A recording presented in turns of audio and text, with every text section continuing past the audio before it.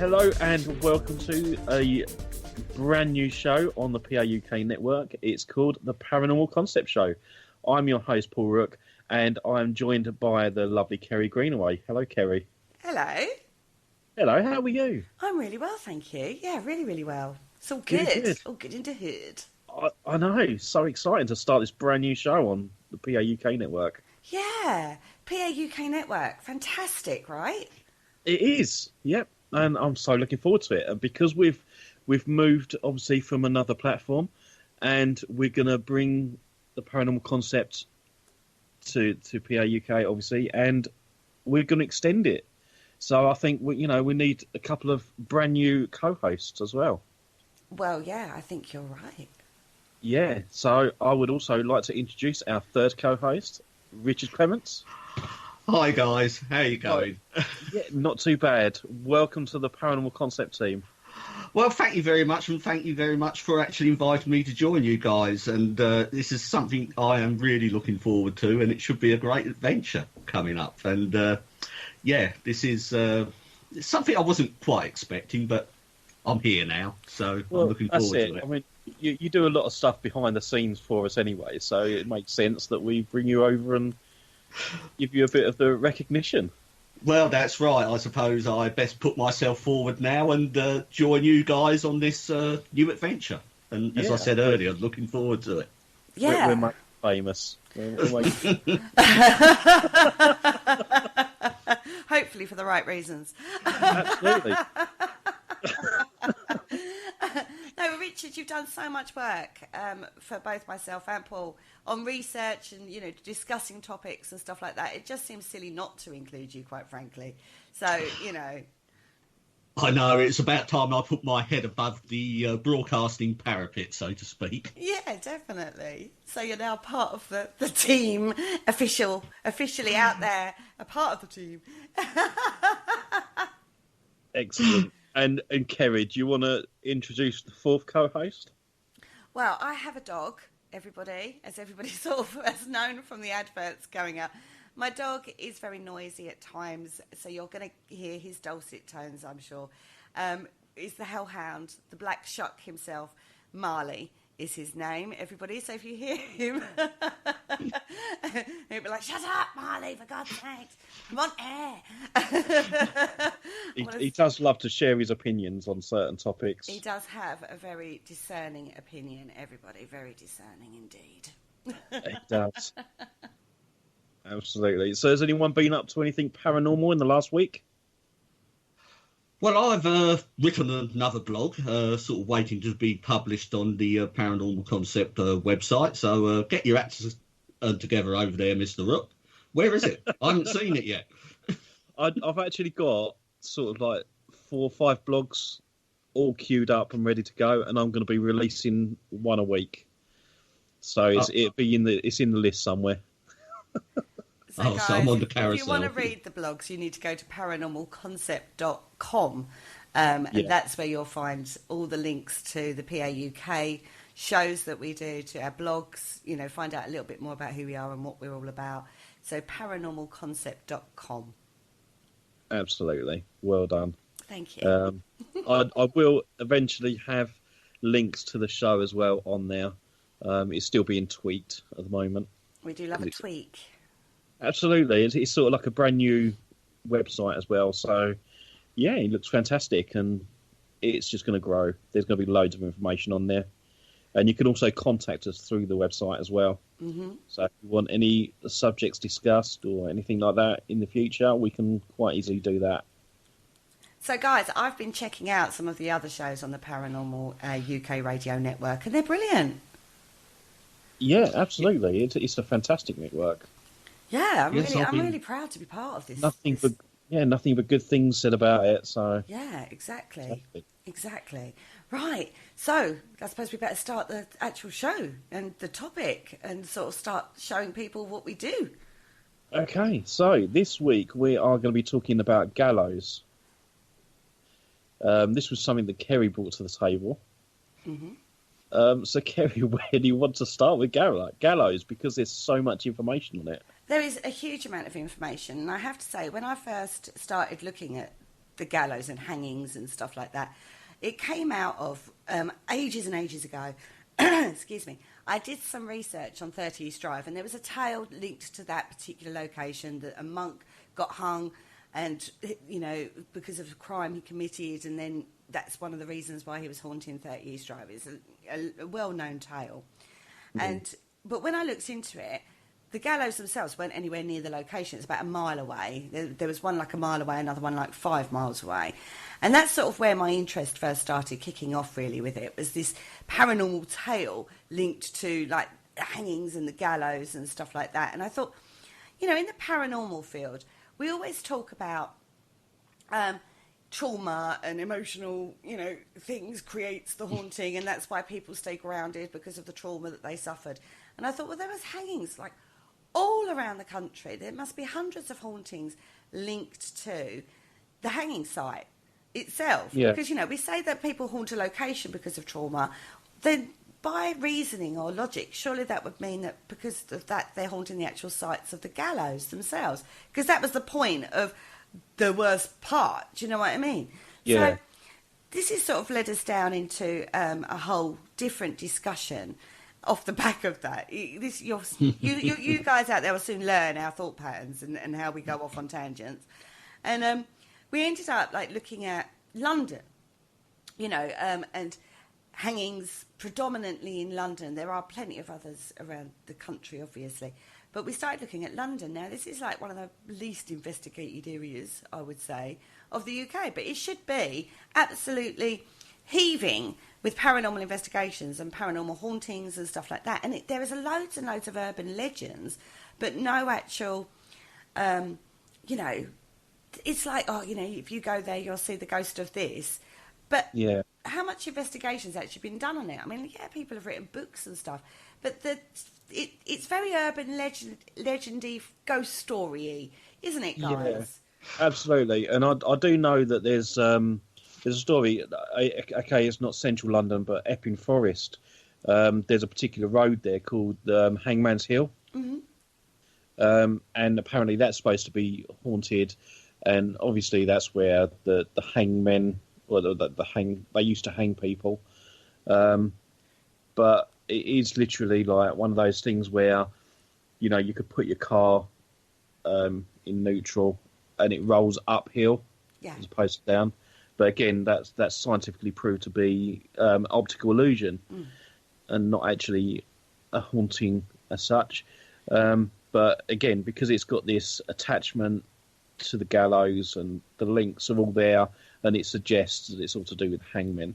So yeah, as you said, it's all to do with urban legends, really. There is a team, a well-known team that does hold events that takes people to the Hangman's Hill. But as for central London, I don't know any. It is a strange thing. I mean, unfortunately, any city, you're going to get a lot of contamination if you do investigations by nature of the amount of people and how busy it is. I mean, driving through London in the middle of the night, it feels like it's just as busy as it is in the daytime. It's just a heaving city of people and things going on. So you have got a lot of contamination. But it is like, you get a lot of ghost walks and stuff like that, and, get the odd little team that do investigations in there, or some of the bigger companies pick specific locations, But these gallows and these hangings and sites like this, which go back centuries, they're not like just, like a short period in history. I mean, when we started looking at it, we were finding like accounts from Roman times and stuff like that. And, the famous hanging tree, every diocese, it's almost like every diocese had an area where they hung people. It was the principal form of execution, wasn't it? It was, yeah, going right back to the Anglo-Saxon times, until like the capital punishment was suspended in 1964. Richard? Yes, and as Paul said, and an interesting little sort of tidbit here is the actual expression we used for Gala Day actually comes from the word gallows, for Gallows Day. So this was when people would actually assemble at the gallows to actually watch the public executions, which is quite morbid in itself. But I think this sort of subject does actually sort of bring out the morbid fascination in us all. Oh, I think you're right there. It is totally macabre when you think about it, isn't it? Mm. I mean, I was going to say that up to, I think it was May 1864, all the hangings were carried out in public and did obviously attract massive, large crowds. You know, it was like their entertainment, wasn't it? It was, yeah. They didn't have telly, so they'd go and have a look at the latest hangings and stuff. I wonder if they had like the sellers with the ice cream. You know? No, apparently it was a really carnival type atmosphere. You know, like people would set up like street stalls, and you know, it was almost like a big. Considering it was supposed to be a deterrent, you know, when you think it's like a bit weird, really. It's supposed to be a deterrent, and oh my God, horrifying. We're hanging people, you know, for this crime, and so we won't commit that crime because we might get hung. It kind of didn't seem to have that impact, did it? It seemed to have quite the opposite. Yeah, great fun day out. Let's go to the hangings. Maybe why they started accusing random people of being witches and things. Because they love a good hanging. And just thought, what can we accuse them of? I know, witchcraft. And, you know, it just reminds me of that scene in Monty Python.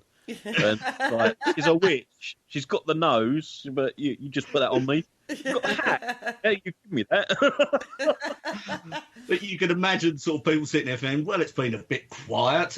Let's go out and accuse a few people of witchcraft, and and we can all get the day off work and go to the public execution, you know.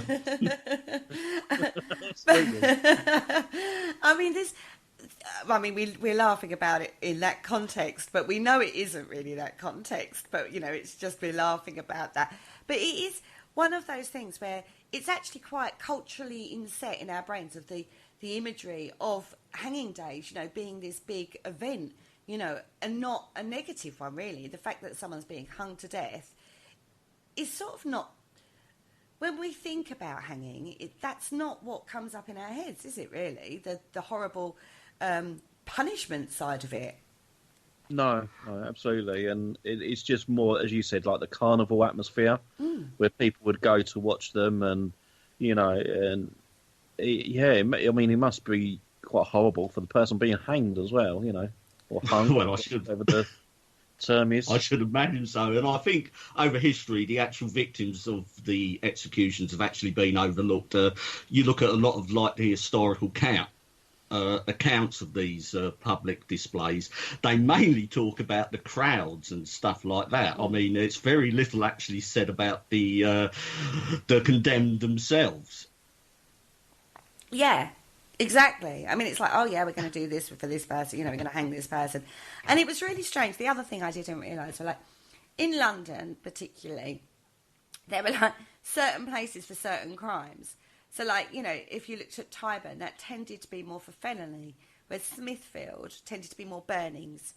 When you look at Tower Hill area, that tended to be for, you know, like the executions. And there was hangings there too, but not so much. It was all focused on the chop off their heads kind of crime type thing, like treason.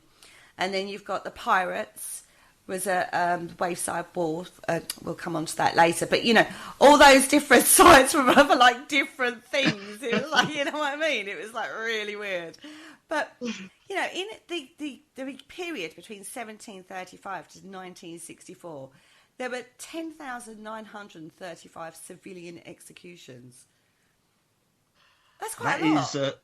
That is quite a figure, isn't it? Yeah, but then in I mean, that's like 230 years, so I suppose that it's not a massive figure when you look at it in that context. And that does cover the whole of England and Wales.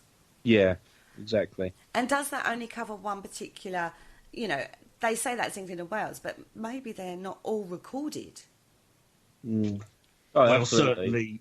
certainly some executions and stuff, you know, with record keeping and stuff. I mean, yeah, you can probably put the figure higher than that, I would say. Yeah, and out of all those people as well, 10,378 were men and 557 were women.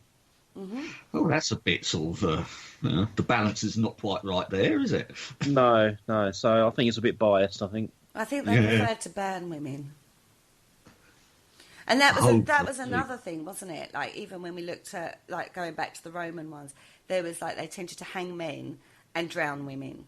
So, like, we tended to hang men and burn women, you know, depending on the crime or the accusation. It would depend on the method of death.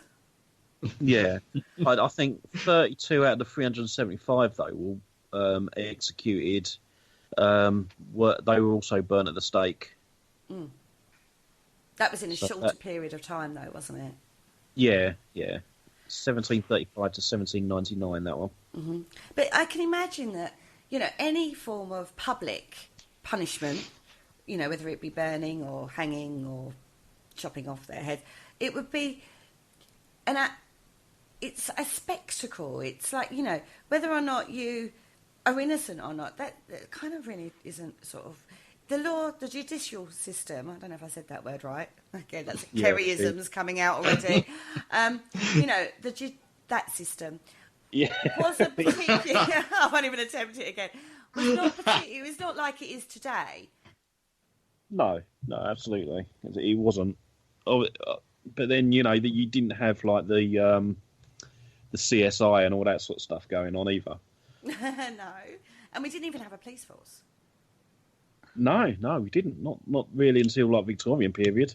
I mean, that's when it really started to become an organised Yeah. police force, was like coming off was just before Jack the Ripper, wasn't it? But John Peel wasn't he the Prime Minister when the police force, because that's where the term peelers came from. yeah, So John Peel. and Bobbies.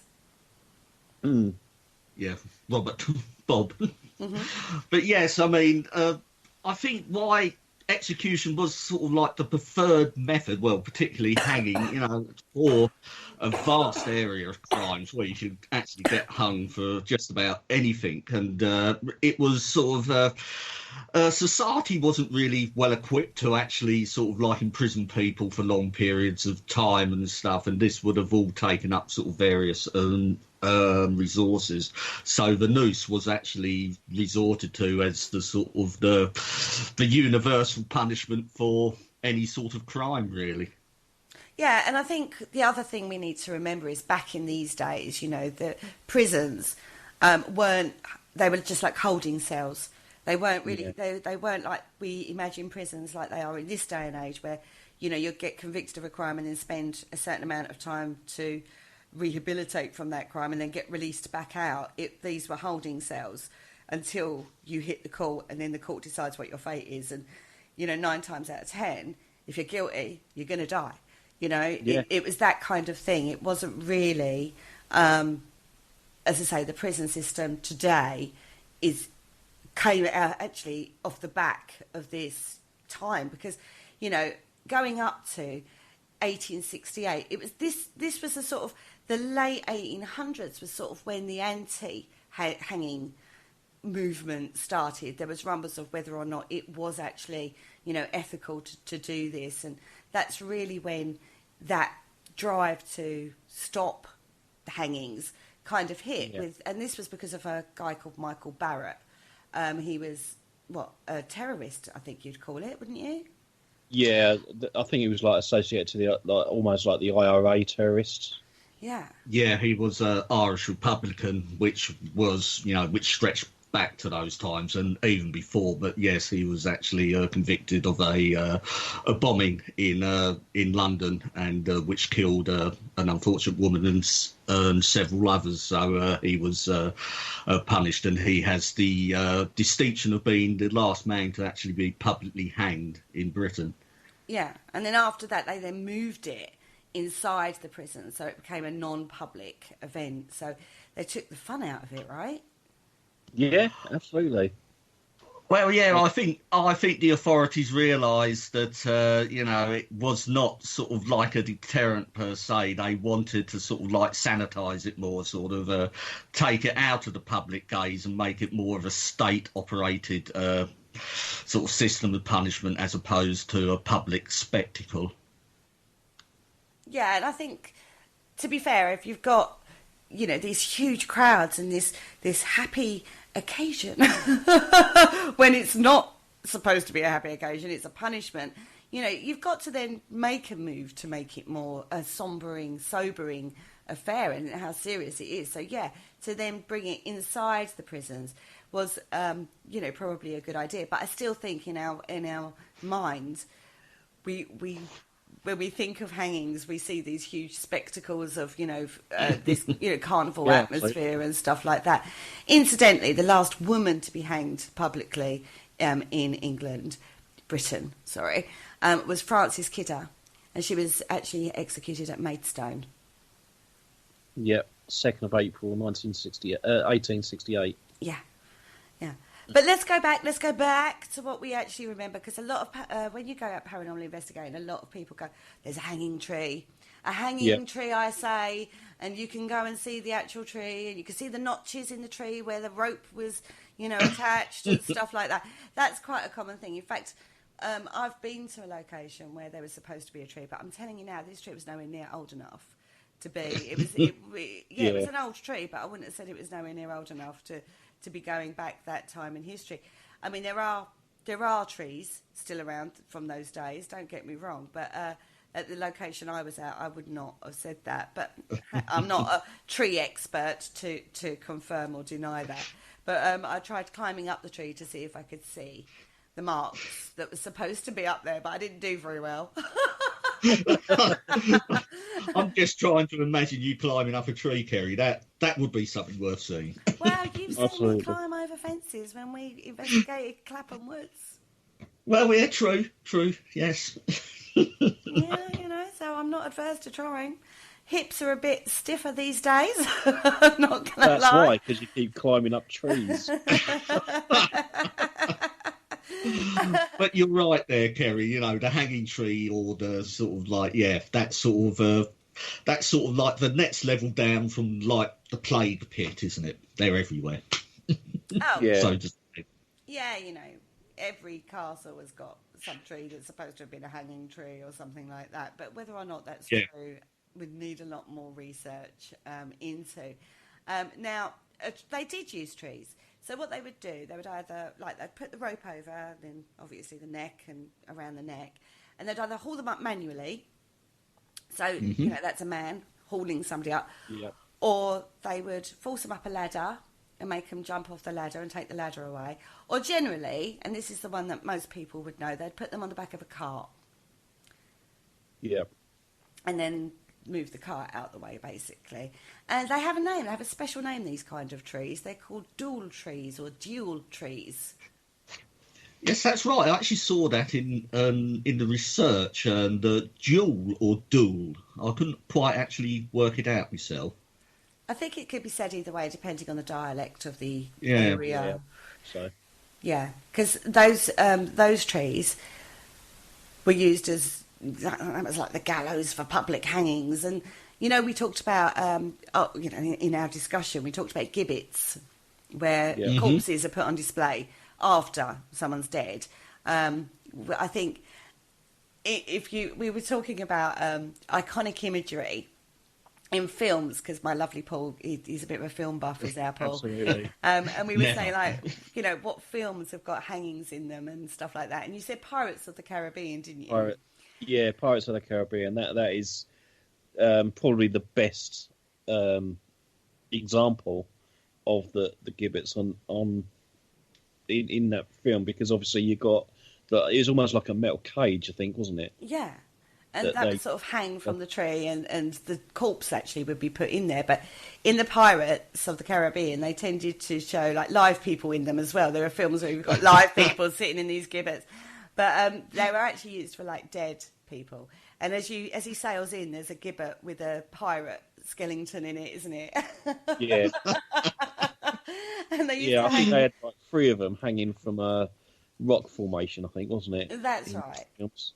Yeah, to be gibbeted was sort of usually something put aside for the most notorious criminals and the famous criminals of the day, and which usually involved, obviously, after execution, they'd be taken off, stripped, and then usually soaked in pitch.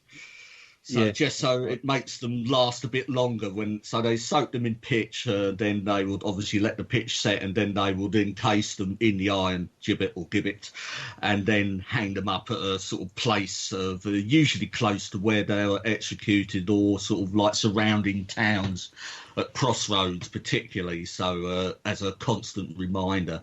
And these bodies could actually stay up there for well over a year or so before sort of finally decayed. Yeah, and also I think the other thing is the reasoning behind that was you weren't able to move on, as in your body. If your body's not at rest and buried, then your soul is then in purgatory. Purgatory, like just wandering. You know, you're not able to Wandering around. Move on into your next life or incarnation or realm or whatever. So that's why they did that, and it was a further punishment after death was to be gibbeted, you know. So that's not what you wanted to do. Now, now, one thing you know, we can't really discuss hangings without Scotland. Very, very strong in the old hanging scenario. They had a lot of hanging trees, and there is actually one at Leith Castle. We talk about, you know, them being prolific around the country. There is actually a true live and kicking example of a hanging tree at Leith Castle in Scotland. And obviously in America, hanging trees, lynching, they called them back in the day. So, you know, when you go across the migration, they took it with them. Cool. Yeah, absolutely. And that was called lynching. But we're going to come back to the UK, and we're going to look at Tyburn. Now, it was always Tyburn's hanging tree. Now, I was really looking into this. I couldn't actually find a tree it related to, but it was actually just a normal type of gallows, wasn't it, Paul? Yeah, absolutely. And it was established as a site for execution, possibly around the 1100s. Mm-hmm. And the first execution, or the record of an execution, was at Tyburn, and that was in 1196. Yeah. And I mean, right. Tyburn was also mainly for felons, so you know, it wasn't sort of hardcore criminals. I think that's probably why it's got the most biggest reputation, because there's probably more hangings. I mean, it is famous, Tyburn, isn't it? Nowadays, it's what, Marble Arch is where it. Yes, a Marble Arch stands where the original gallows was. Well, the later gallows that were installed in the 1500s. Yes. Yeah. And so, and I think there's even a plaque there still that you can go and see. There probably is, yeah. So this was a well-known area for hangings, and as I say, it was for felons. So you're talking about like theft and pickpockets and those kind of crimes is what most people would go to Tyburn for. Now, in 1571, they actually replaced the single gallows with a triangular-shaped gallows. This is horrible, right? This is actually horrible because they obviously weren't doing enough. So they needed more gallows, so they put a triangular-shaped one up so they could hang more than one people at once. Yeah. More cost-effective. I think 24 people, I think, wasn't it? Well, on obviously the top of the gallows was like a triangular shape, and and you could dispatch 8 people on each beam. So, it was it the 24 people at a time it could actually accommodate, so to speak. I'll tell you what surprised me about this one was the height. Yes, it was 6 metres tall, which, I had to do a quick conversion, which is close to 20 feet tall. But this was actually done deliberately, so just by the sheer numbers and volumes of people that would attend these events, you could be even stuck right at the back, you would still get a good view of the sort of poor unfortunates hanging aloft, so to speak. I know, how horrible. And what they would do is they would get, this was the cart kind of hanging. So they'd be able to back 3 carts up underneath each beam with multiple people on them to accommodate this. That's how this particular hanging form. This is going back to the 1571 time. You know, that Yeah. it was the cart, whip away the cart, people hung kind of scenario. And, you know, it was absolutely crazy, wasn't it? It was. I should imagine at the time. Yeah, I mean, sort of these sort of mass executions. It must have taken a fair bit of organising and you know, sort of to get it all sort of done and dispatched in a sort of relatively quick and effective manner. But I don't actually think. By the time, you know, sort of like these executions were taking place, and by the time the criminals had actually sort of made the journey to the actual place of execution, which was quite a trip in itself by all accounts, it was, you know, and through the vast crowds and everything. So yeah, it was sort of must have been quite a spectacle to see, and the organisation involved behind it must have been quite something. You're fighting away through the crowds of people in your car, you know, on the way to the execution. I mean, how bad is that? There is actually a description by a poet called John Taylor, and he says, "I have heard sundry men oft times dispute of trees that in 1 year will twice bear fruit, but if a man note Tyburn will appear, then that's a tree that bears 12 times a year." And this relates to 12 days. Yeah. Yeah, that's right. The hanging there was 12 hanging days a year in London. Well, for Tyburn anyway, and this is when all the criminals would have been. Well, they obviously would have dispatched them all in batches, so you would have had to wait until your allotted day, and then to be taken off to the gallows. And yes, so this would give time for obviously the posters to go up and the public holidays for all the labourers to be declared, and so they can get a good crowd at the gallows. Yeah. Absolutely. Yeah. I mean, the gallows remained in use until the end of 1759, and basically they replaced it because of the traffic congestion.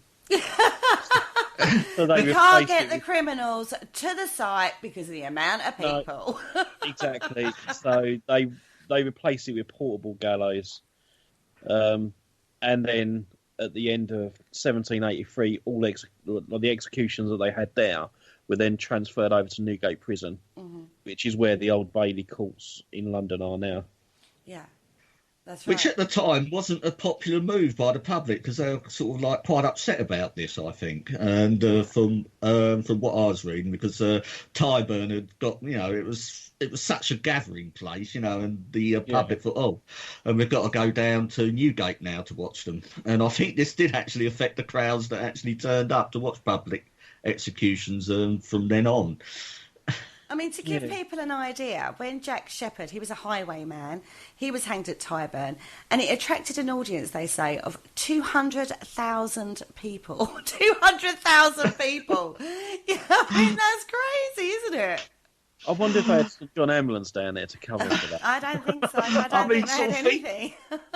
Thinking of that amount of people, I mean, I go to a few football matches at times, and I've been to Wembley on sort of big occasions, and I've sort of been in crowds of sort of 80,000 people. But 200, and that's a vast amount of people. But 200,000, it's incredible. I didn't think there was enough people living in London at that time, but obviously they were, and they would all turn up for these executions. There might have people travelling into London, particularly for the spectacle of the hanging. You don't know. I used to cover for the First Aid on the V Festival, and sometimes they had like 100,000 people turn up, and that's in like Highlands Park in Chelmsford, and obviously that's just half of what would turn up to this hanging. How did they all fit in? They must have been like standing on each other's shoulders and things. Yeah, you can't. It's such a huge amount of. If there is that many people, I mean, I don't suppose there was a head count. You know. No, I suppose the stewards went round with their little clickers. Clickers. Yeah. Now, the first acknowledged highwayman, Claude Duval, was hanged at Tyburn in 1617. Now, apparently, He was quite a character, this Claude guy. Charles, why am I calling him Charles? Claude was a bit of a character because he was mourned by a mass of weeping women. Isn't that sweet? Wait, He must have been the typical dandy highwayman. Yeah. See, now I've got Adamant on the gallows. That's not a good thought. That's not, that's not a good thought at all. And then afterwards, because once you're hung and you're dead, they then bury you. They all turned up at his funeral as well, and by all accounts, it was quite a funeral. All these weeping women. He sounds like Casanova. It does a bit, doesn't it? Yeah. Well, the highwaymen, yes, I mean they were always sort of like these lovable rogues of the road, and some of them were literally thugs, but some of them did garner a reputation of being quite gentlemanly. So it's probably where this account actually comes from. Well, yeah. I mean, yeah, one man's criminal could be another man's hero, sort of thing. Yeah, that's right. Like the Scarlet Pimpernel, wasn't it? I think. Yeah, and I think you only have to look these days at how people view people like Dick Turpin, infamous highwayman. But actually, if you actually look into Dick Turpin, he was horrible, and he didn't even look pretty. No, that's right. Yes, I mean but it's the romance of the highwayman. I mean, a lot of people, sort of like the general public, would either view them because the people that would travel extensively it's particularly the rich, and so I think the lesser classes could identify with the highwayman that sort of stealing from the rich, but whether they gave to the poor is another question. I think they kept the money for themselves anyway. Yeah, I think we're pretty much guaranteed that they didn't. They weren't modern day Robin Hoods, everybody. Let's put it that way. No. Now, here's a name that comes up quite often in research: Samuel Pepys, well-known diarist. In fact, some of the big occurrences in London come from Samuel Pepys's account. I mean, we looked at him when we talked about plagues before now, but he actually went and saw a hanging of a man he knew, a Colonel James Turner, and he said there were like 12 to 14,000 people. So all the accounts have got thousands of people there, haven't they? Yeah, I think Samuel Pepys is, as you said, is a name that keeps cropping up, all for not maybe the like good reasons. I mean, you had a Great Fire of London, the plague, and it all centres around him. Maybe he was the one that started it all. Yeah, this is conspiracy theory 101 going on. Yeah, just so he could have something to write about. Yeah, Good old Mr. Pete, yes. It's a bit quiet in London this month. I know what I'm going to do. Yeah, that's it. I'll start a fire. Yeah, boring month this month. Let's see what else we can get up to. Bless him. Poor old Samuel Pepys will be turning in his grave, I'm sure. Now, as we said, they were declared public holidays for the minions, the labourers of the world. One of the social commentators of the day noted, all the way from Newgate to Tyburn is one continued fair for whores, rogues of the meaner sort. So you can imagine you've got this, like, all the what would be perceived as the lower class. You know what I mean? All out plying their trade, whether it be pickpockets or whores or, drunk. You can imagine it was just like not a deterrent. It's a good day out. Absolutely. Huge crowds of people it just attracts that sort of thing as well, because it is sort of like a captive clientele sort of thing. Mm-hmm. And just like a modern day event, so if you're going to a concert or a football football match, that's the word I'm searching for in my brain, that, any big event like this, the excitement builds. So it starts very early in the morning. It actually started when the prisoners were handed over to the under-sheriff. Now, this obviously would happen at the prison, and there would already be crowds there waiting for the getting them out of the prison kind of thing. Now, one thing I really liked about this, and this is something, again, that I want to sort of explore in the future, is bells. There's a lot of mythology and folklore surrounding bells. And there would be a bell, the Great Bell of St. Sepulchre. See, it has a name in itself, right? It is, yeah. Now, that bell was only ever heard on execution days, and that would be like the announcement. So, like, the announcement of the day is like, dong, yes, it's hanging day. Then they were taken to Tyburn on a cart. Now, on the cart, the hangman and the prison chaplain would be there with them as well. But you'd have called peace officers, not police, peace officers would go in front. And then there would be troops behind.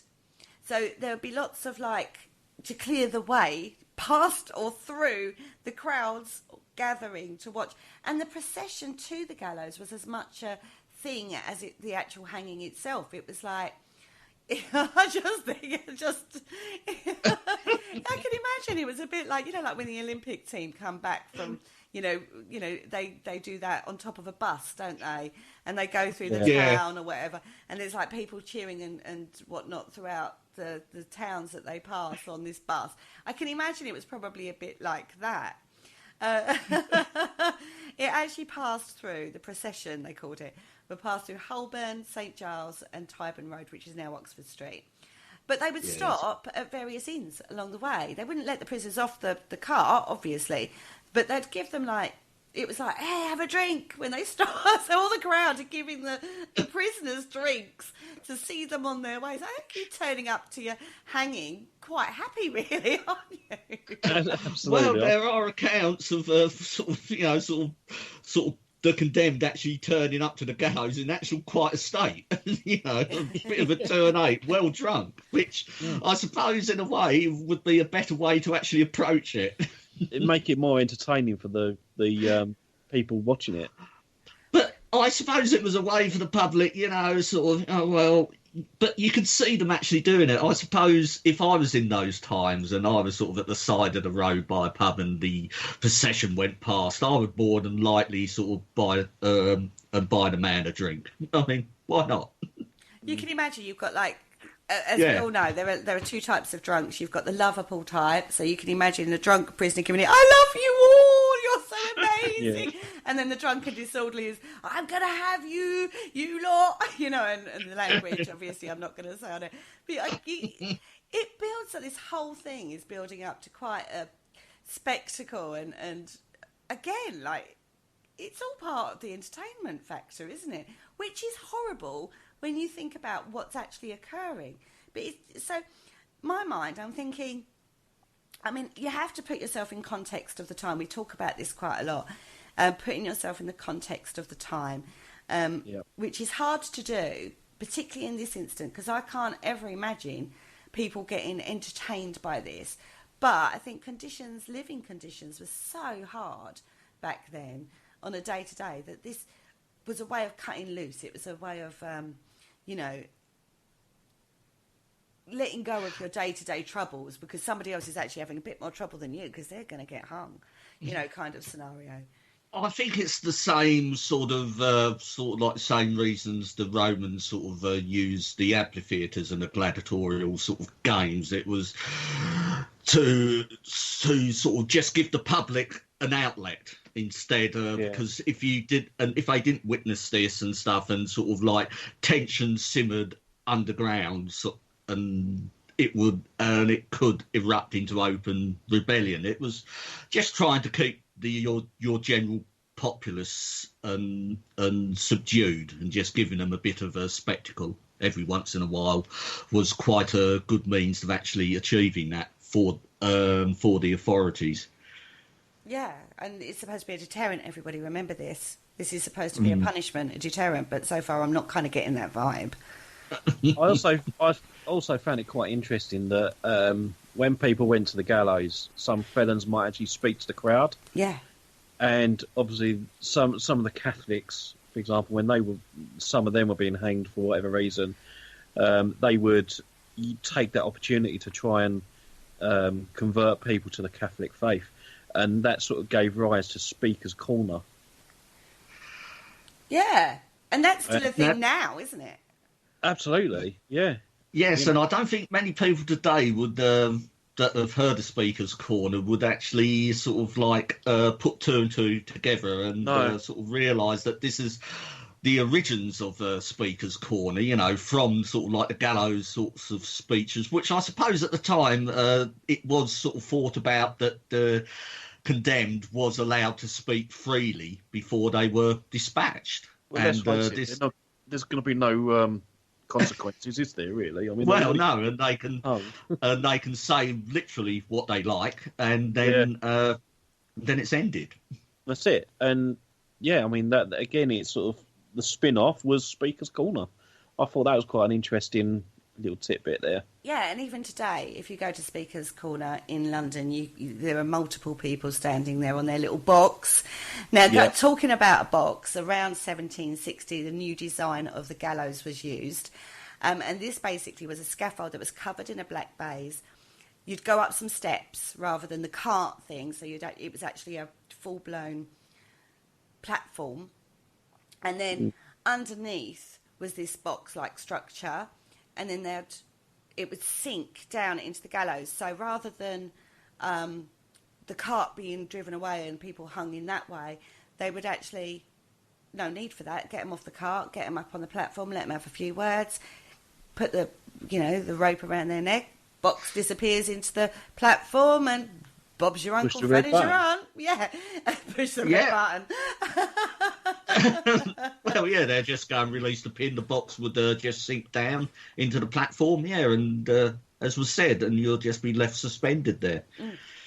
But that was the forerunner. I don't think it was particularly successful because it was actually the forerunner of what we now know as the new drop, which, again, going back to Pirates of the Caribbean, I think it was the second or third one. It might have even been I don't know. It's one of them. It's where it's like a hatch that drops away by a lever. You pull a lever and the hatch drops and then you're hung. So this was just like the forerunner of what was called the New Drops Gallows. Now in 1783, the first executions on Newgate, this was going into Newgate, the New Drop Gallows started, and 9 men and 1 woman was hanged simultaneously. Yeah.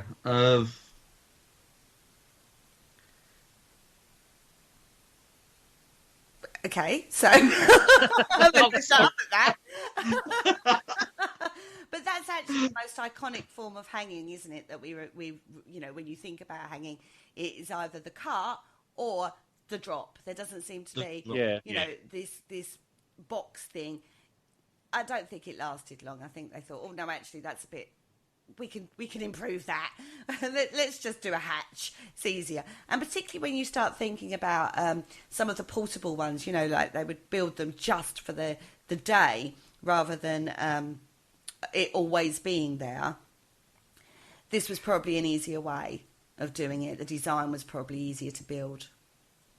Yeah, I mean, it's sort of like basically you just need a trapdoor, which is just a hinged door with a bolt. You remove the bolt, the door. And the door swings away, and the condemned just drops through. So, yes, it's a more simpler design. And from what I can make out from the box design that actually sort of sunk, it was sort of a more mechanical device and much more prone to failing. Wasn't this more of a mobile unit that they could just wheel out for each hanging? Yeah, they would either wheel it out, have it in the prison, and then just wheel it out for the public execution days, or they would build one, depending on where you were. Because to say it's quite easy to build, really. Doesn't have to stay. Yeah. We're not looking at a major engineering design. It's used for one purpose and one purpose only, and that's to hang people. So, but places like Newgate had one that was on wheels that was bought out specifically for each hanging, and then it was put in front of the debtor's door. And that's where they would do it. But they could do up to a maximum of 12 criminals at a time. And it was 10 feet long by 8 feet wide. And this was where you had the draw, like the lever kind of thing. Quite handy for the old hangman, though. I mean, that's the other thing I found was the actual hangmen themselves. And they were always men. Became very notorious in their own right. At the time, it was very... they got as much cheers as, the actual hanging bit. When he came up on... He was almost like the ring master you would imagine at a circus. He would like come up with this, Yeah. I'm going to do this. You can imagine that kind of notorious, being so notorious. He was, on this particular day, Edward Dennis and William Brunskill were the actual hangmen of the day. But yeah, they themselves have got quite a reputation, haven't they? Well, yes, I mean, but it's like anything, sort of like the whole spectacle of the execution. It was basically sort of, the condemned had his part to play, the executioner obviously had his part to play, so they're almost like actors in a drama, and you can probably see the public identifying with either or. Yeah, most definitely.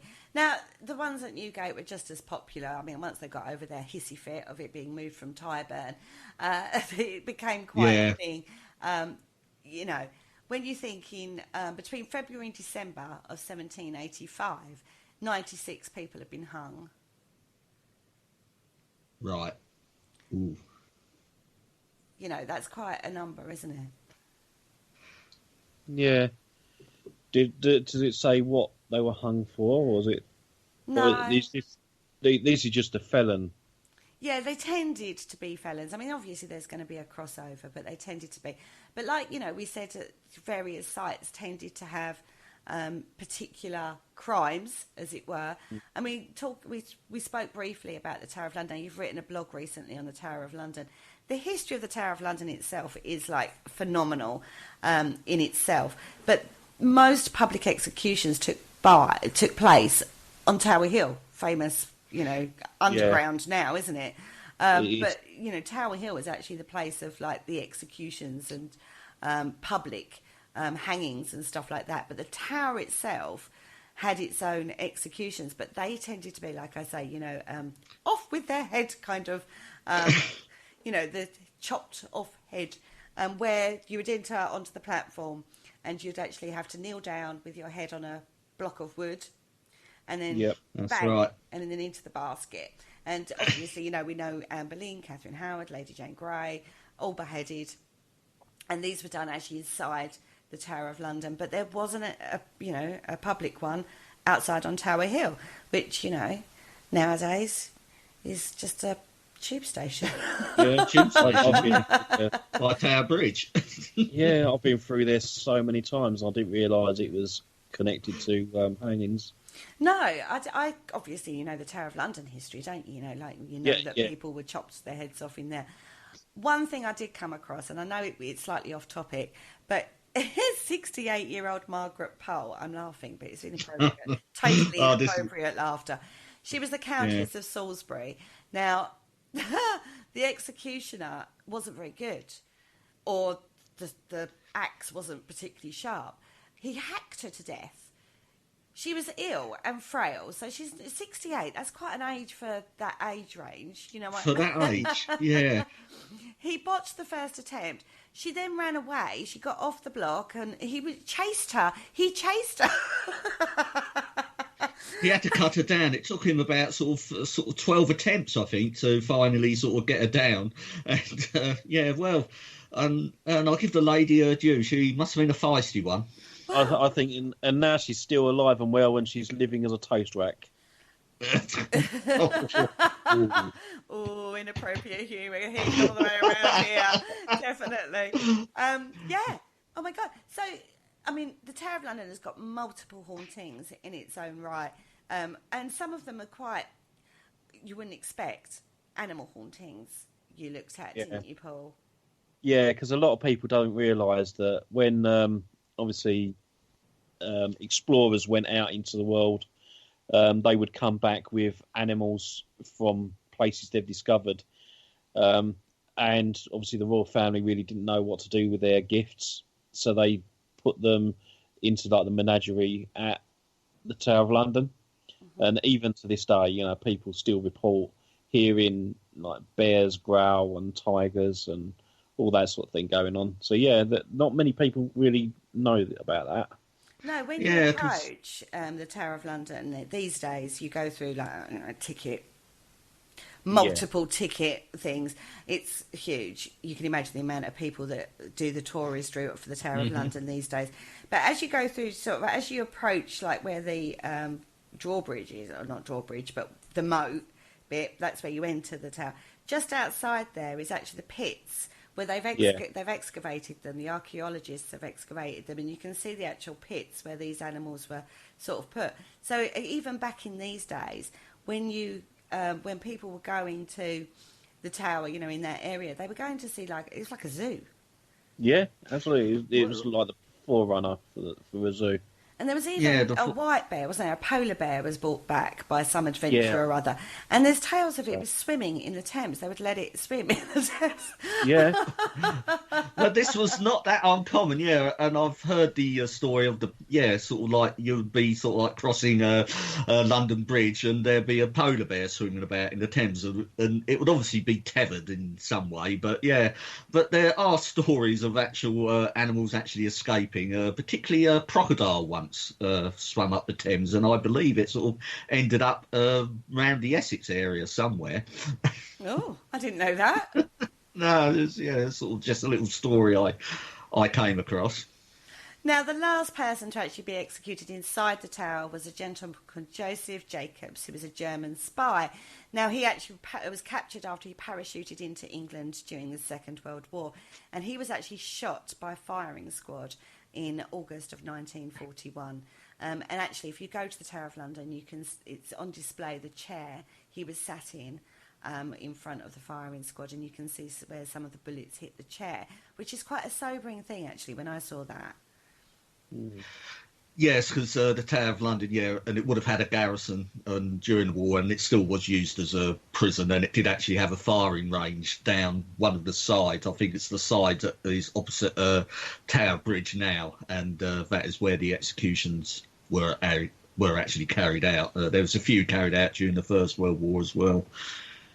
I think that area, though, the Tower of London and Tower Hill, when we was looking at that, we found more of the famous inside the tower accounts than we did actually anything about anything that happened on Tower Hill. So it was one of those where history's sort of like focusing on the main player of the day, isn't it? It's, you know, inside, it all happened inside, and it didn't. It actually happened on Tower Hill. But, you know, when we was looking at accounts, we were coming across the famous ones, you know, like that happened inside, and not actually by hanging. These were, you know, other forms of execution that were taking place. But, there was actually a hanging gallows at Tower Hill. But all the times I've been up to London and looked in that area, I've not actually seen anything that commemorates that, or not noticed it. Doesn't mean it's not there. It's just I've not noticed it. So next time I go up to London, I'm actually going to pay a bit more attention to see if I can find the location of this. Anyway, yes, because you're often up around the South Bank area, and you're not that far away. So we'll have to send you the next time you're up there. We'll have to send you to have a look round for a plaque somewhere. Yeah, apparently there is one there somewhere, but I've never noticed it. Not that I've been there that much, but now where I go into London, I kind of hit that's sort of like my area, and I go around to Tower Hill to catch the underground to go off to wherever I'm going off to. That's like my main route, as it were. Thoroughly interesting area in its own right, but I say I've not actually noticed anything about an actual hanging, so I'm going to be checking that one out, guys. On that note, we're going to take a quick little break, quick little breather, and we'll be right back after this.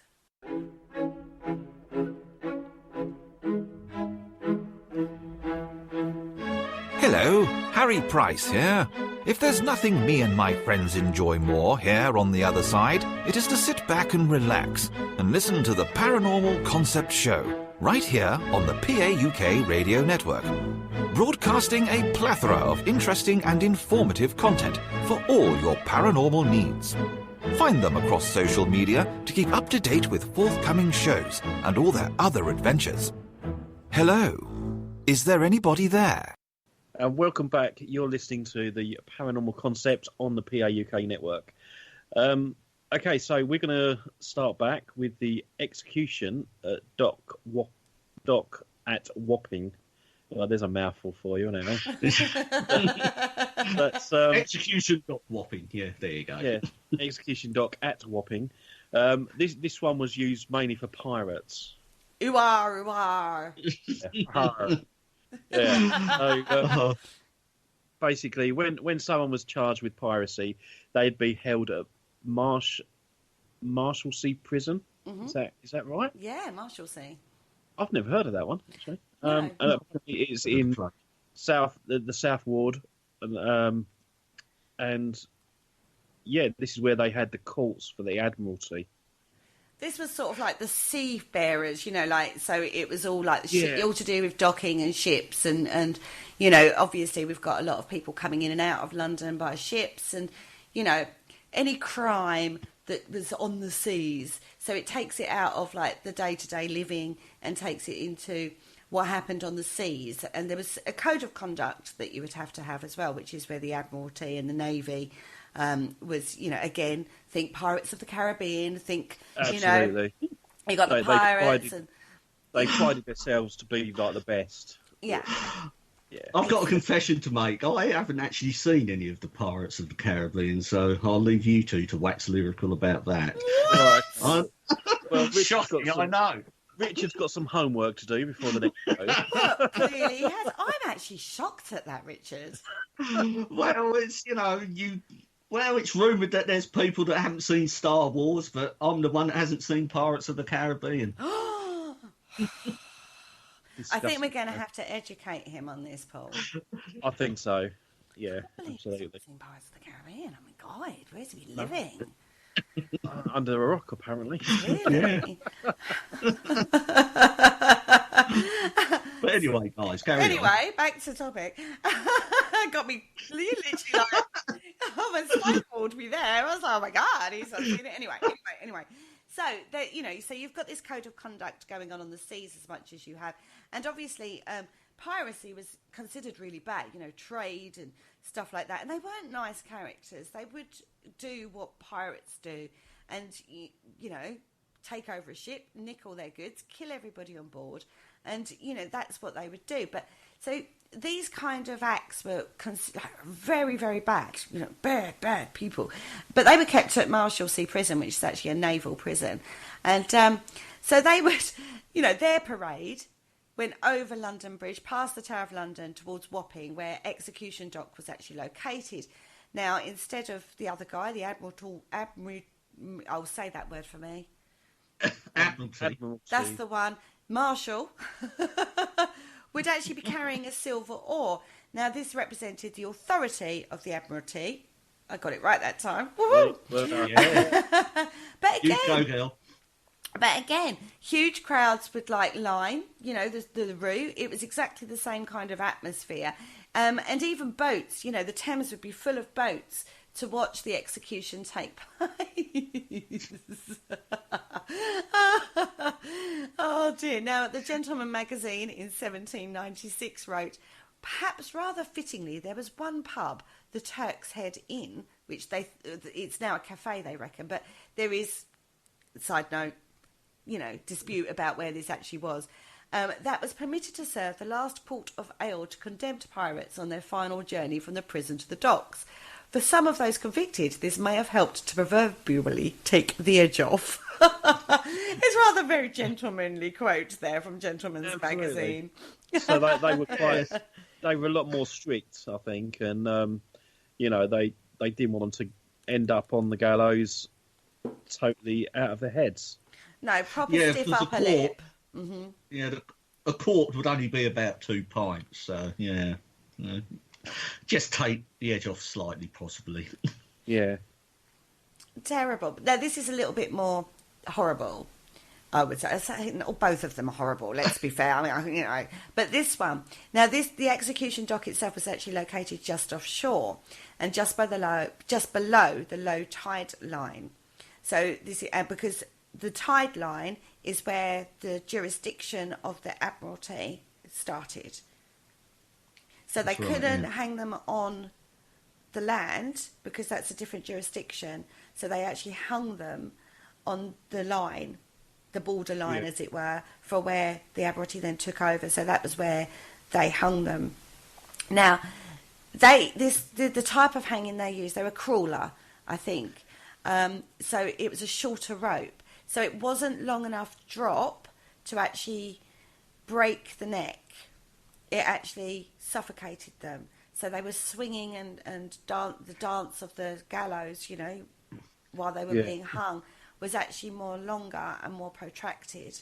So this is where the name the Marshal's dance comes from, because of this particular kind of execution that the Admiralty did. They were crueler. This was basically death by strangulation. Yeah. End of. Yeah. You know, there's no finer way of putting it. But it was, and some of the condemned can take up to 30 minutes to actually pass over. You know, so it was quite a long drawn out process.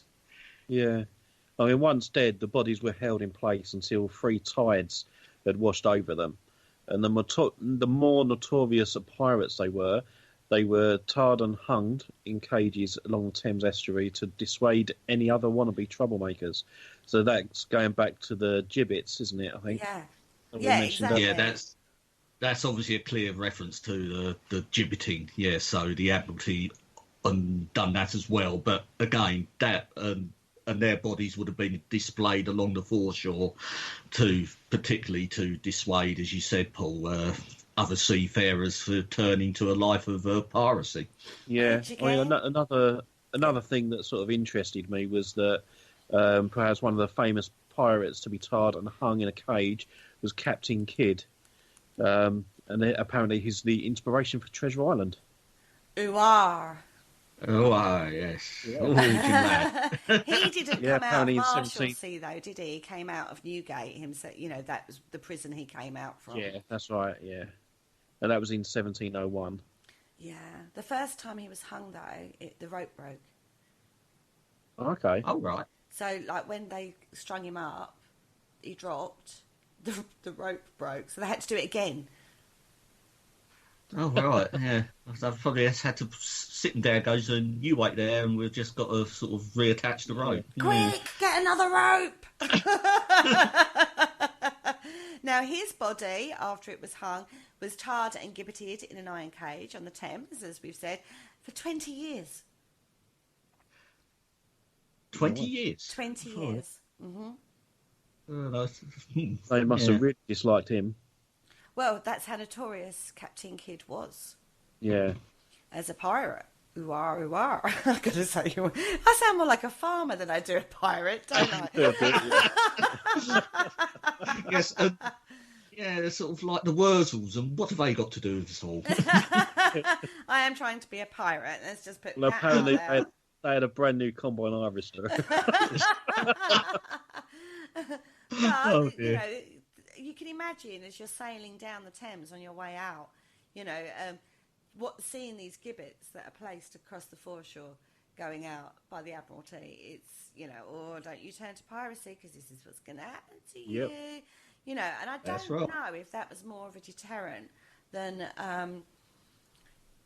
the land ones. You know, I doubt it is my point of view on that one. I doubt if it was more of a deterrent. I doubt if you're passing by boats, you know, you probably wouldn't get up close to them. Whereas the ones done on land and as you say, Kerry, you could probably walk past them every day, you know. But the ones on the foreshore, yeah, the final hangings on execution dock were 2 men named George Davis and William Watts, and they met their maker on the 16th of December in 1830. Now, if you actually go to London and you go on a boat ride, the actual site is in dispute, but there is a replica, and it's actually outside of the Prospect of Whitby pub. But again, they don't know if that's the actual positioning of the original hanging or the original gallows, because it's in dispute. So who knows, right? But so there is actually, and it gets pointed out to you, and we go, ooh, ar. As you go past on the tour boats that go up and down the Thames, you know, they do point it out to you. Is that with or without the bit of grass sticking out of the mouth? Remind me never to go on a boat trip along the Thames with Kerry, because I think it'd be rather embarrassing to go, "Wow," to everything you see, especially round Greenwich. Look. Which actually, again, everyone's going to learn this about me. My geography is not great. Never. I had Greenwich somewhere completely different. It was embarrassing. But, if you go on a Thames boat ride, then you're going to, they'll point this gallows out to you. And that's what this is all about, you see, the piracy and the pirates. And the reason why it was where it was because of the jurisdiction. Who knew, right? Absolutely. Well, we do now. We do now. Now, Smithfields is a famous execution site.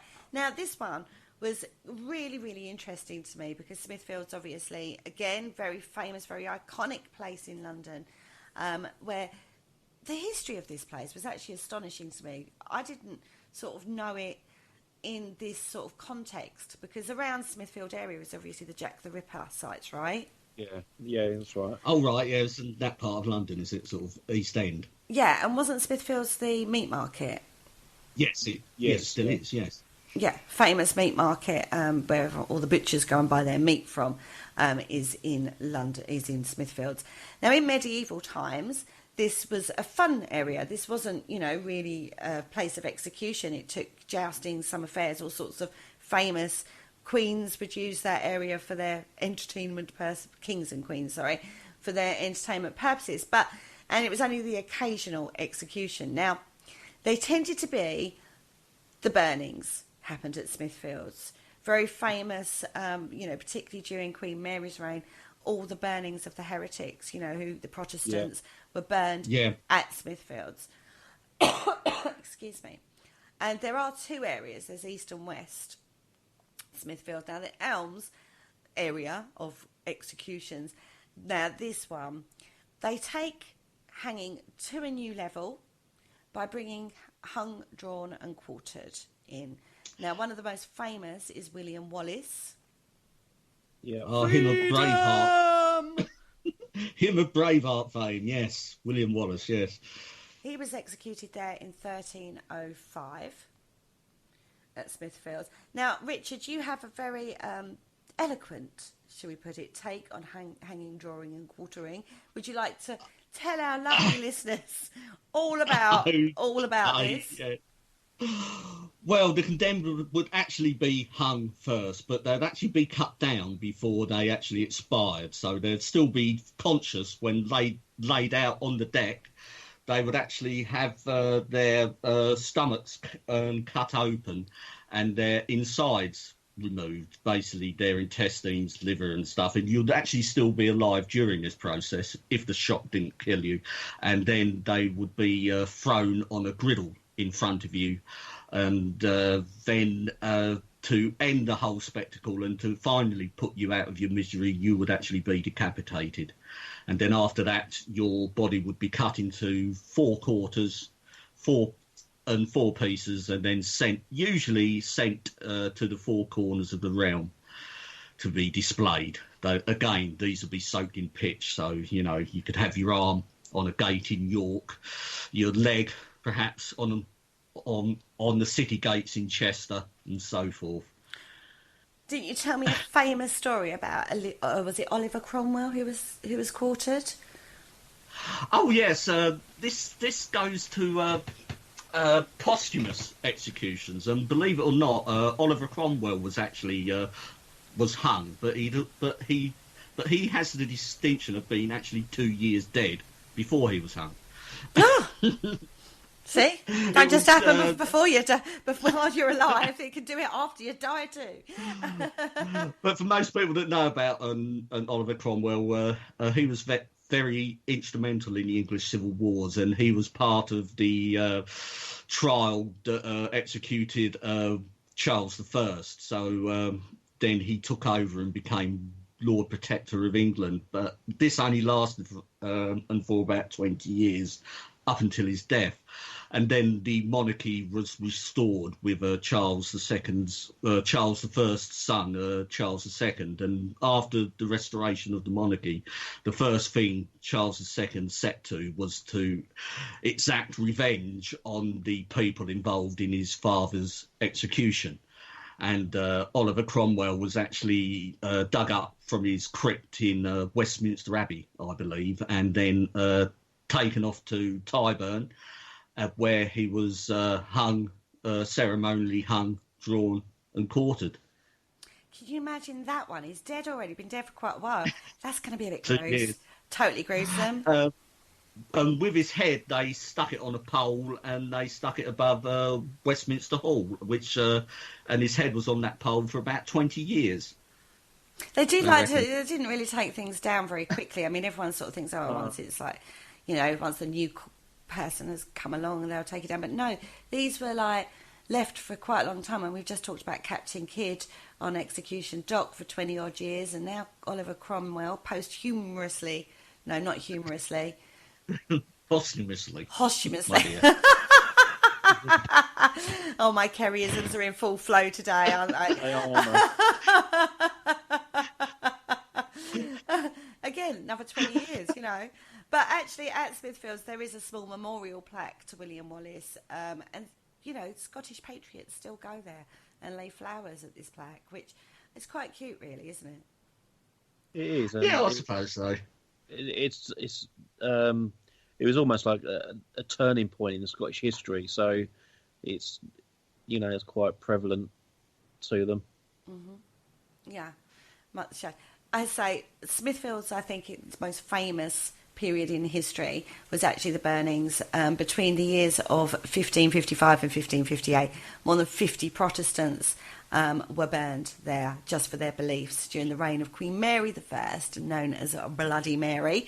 And there's an urban myth all about Bloody Mary and herself, should we say. Yep. But again, who knows? Because, we stand in front of the mirror, we see Bloody Mary 3 times at midnight, and she is supposed to appear. Was it the Queen or was it somebody else? But that is a topic for another day.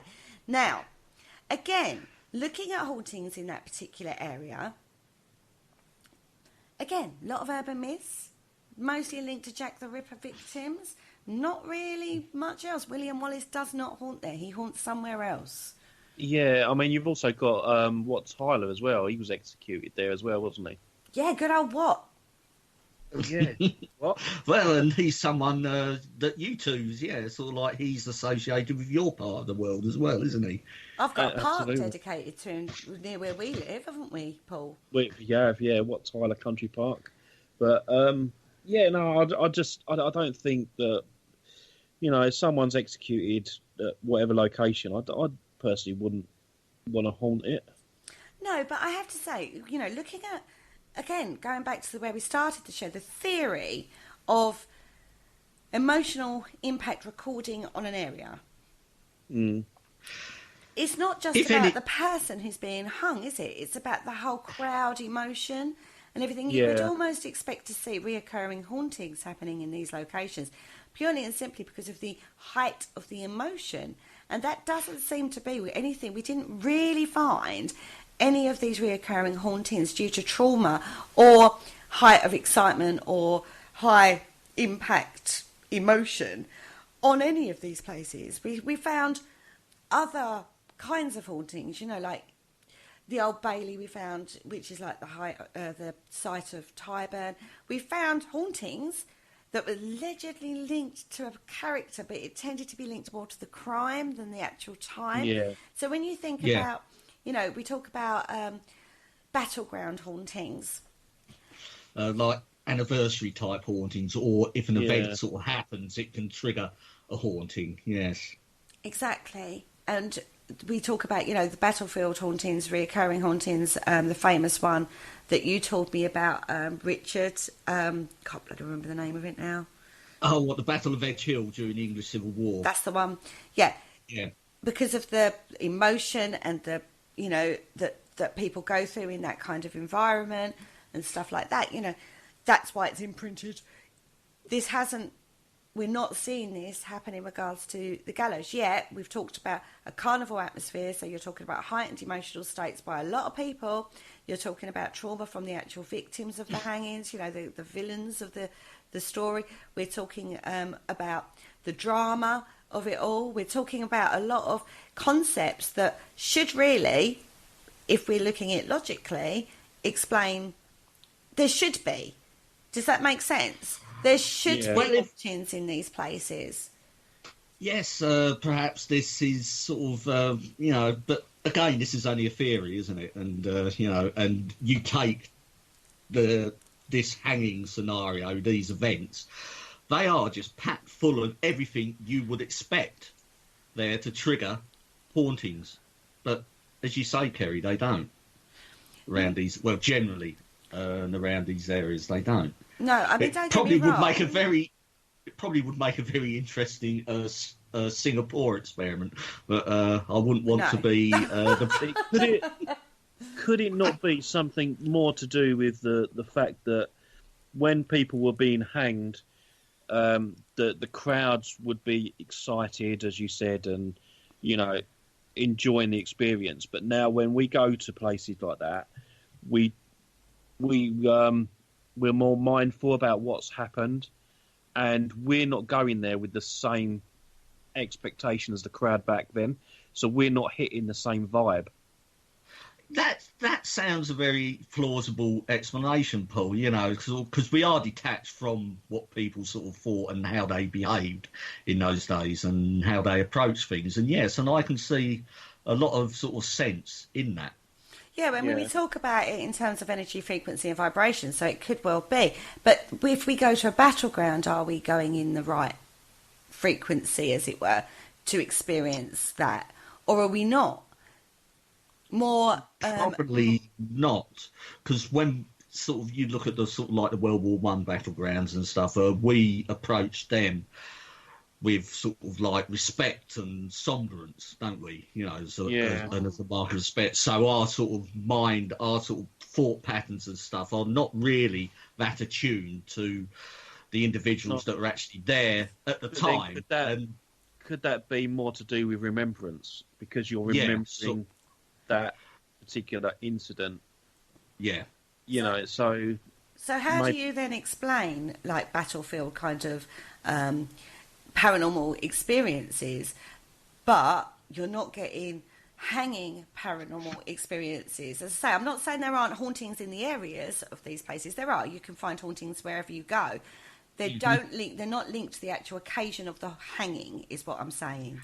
Yeah, I possibly think you've got so much there, so much background noise, so to speak, and if these events were actually attended to by the numbers that are suggested in the accounts, that's a lot of people, isn't it? And I suppose, you know, sort of you gather them in one area, but then when they disperse, each individual people would take that energy away with them to their homes and stuff like that, as opposed for it to be continually focused in that area, if you know what I mean. Now, the Capital Punishment Amendment Act of 1868 was applied, and the last known hanging didn't take place in the British Isles. It actually took place in Jersey. Oh, over on the Channel Islands. In 1875, that was for a guy called Joseph Philip Lebrun. Oh, right. Now, interestingly enough, the main prison on Jersey was actually in Newgate Street. Okay. Oh. Interesting. Yeah. I was like, oh, there's a weird little synchronicity, isn't there? Oh, the synchronicities are starting to occur already. Yeah. Amazing that, right? And I would just like to say the drinking game regarding synchronicities does apply to the Paranormal Concept show on PA UK.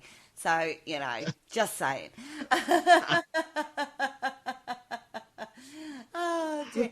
Now, again, very, very similar scenario set up, which was a platform reached by a flight of stairs with the long drop, you know, definitely the way to go forward. Now, again, large numbers of people wanted to see the hanging. The streets were packed. and they had troops out to help do this. Now this was another thing which came up while I was looking into this particular case, was the executioners themselves used to get quite drunk themselves. Again, all part of the atmosphere of the day. Now, they actually started to bring in restrictions. So the actual executioner would spend a night in the cells themselves, or in the prison themselves, and they weren't allowed to get drunk. So he was only given 1 glass of rum. So they wanted the executioners to be actually more sober when doing the job that they were paid to do. It was seen as bad form for the executioner to be drunk on duty, as it were. So they would actually control that. Yeah, which makes sense. You don't have people ending up more like toast racks. Well, yeah, sort of like, I think they were trying to get away from the more of the botch executions, and I think this was a time when they started to bring in sort of rules and regs, especially for the executioner. They really wanted the spectacle to be carried out as quickly and as efficiently as possible. Now, the other thing I noticed was that the executioners themselves had their own kit. So they would take their own kit to the prison for the criminals when they were doing like LeBron, right? So he would have his own rope, his own leather waistband, shoulder and leg straps. And this is called pinioning. Pinioning, I think I said that right, where your hands would be tied behind your back and your feet would be tied together too. And that would take place as well. So that's why you see that iconic imagery of them up on the gallows with hands and feet tied, because they would all be pinioned. Pinioned, I say. Yes, and that was to ensure that you dropped as dead weight. This is where we get the term a dead weight from, because before, and if your arms and legs weren't tied, you would frail about a lot, and this would actually extend your time sort of like before you pass. But to drop as a dead weight would be more effective in actually breaking your neck. So they cared about that then. Mm-hmm. Yeah, they wanted it done quick and easy. Yeah, quite often the executioners would say a few words, like, God grant you may be the means of saving many souls, and things like that to the victim, I suppose you'd call it. So, it's...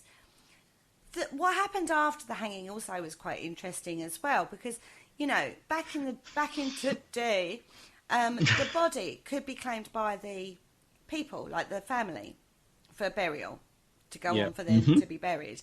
And they would have to pay the executioner for the body. So it weren't just a case of you automatically got the body once your family member has been hung. You would have to pay the executioner, not just for the body, but for their clothing and stuff like that too. So if you wanted any of that, you'd have to pay the executioner for it. And if you wasn't going to claim the body, what would happen to the bodies? They would go to surgeons for autopsy and dissection. Yeah, that's right. Yeah, quite common, for criminals, yes. Because back in the day, yes, bodies were very difficult to actually come across, and it usually was part of the sentencing process for particularly heinous crimes. You'll be condemned to be hung, and they would actually put the stipulation that your body would be sent off to be anatomised afterwards. So, yeah. And Paul, wasn't you telling me about a case where somebody was hung but didn't die? Yeah, but I can't remember it. I